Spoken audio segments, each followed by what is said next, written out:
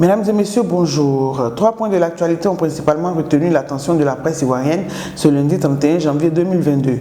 Il s'agit de la menace terroriste au nord, des attaques à distance entre le FPI, Front Populaire Ivoirien, et le Parti des Peuples Africains, PPACI, et de la situation au Burkina Faso après le coup d'État.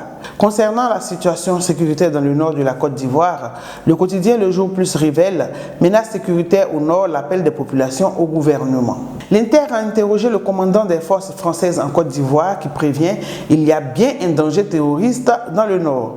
Le journal L'Expression aborde le même sujet dans un grand reportage intitulé « Nord de la Côte d'Ivoire, Toubo-Teini, comment les populations vivent avec la menace terroriste ». Le même canard lève un coin de voile sur la méthode Ouattara qui rassure. Entre le FPI et le PPACI, la hache de guerre n'est toujours pas enterrée. Le quotidien Le Matin soulève clairement la question.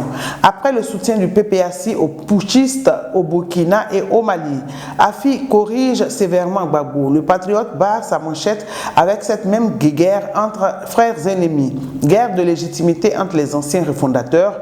Hubert Oulaï, nous avons conservé le contenu de l'ancien FPI, met-il à sa une. Et Afi N'Guessan de répondre, l'âme et le peuple du FPI demeurent bel et bien chez nous. La situation au Burkina Faso n'a pas échappé aux journaux ivoiriens. L'intelligent d'Abidjan rapporte les propos du président Ouattara sur la question.